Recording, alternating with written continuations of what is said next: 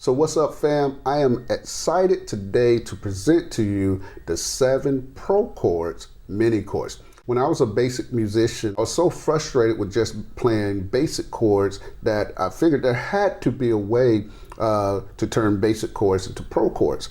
I was hearing all these other musicians play these advanced chords. I'm like, man, what are they doing? And why can't I do that?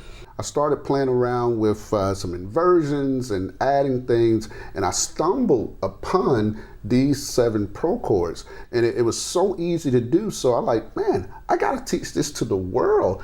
Another thing I struggled with as a young musician is how to play in all 12 keys. I found myself utilizing the transpose button a lot on my keyboard. And as I began to become a professional musician, I learned that that was a no-no. Like, man, you don't transpose. You take the time and you commit to learning how to play in all 12 keys. And so I took the time and I committed to learning the 7 basic chords in all 12 keys. And then I discovered how to turn those basic chords into pro chords in all 12 keys. And that's what I'm going to show you today. Are y'all ready? Let's do this.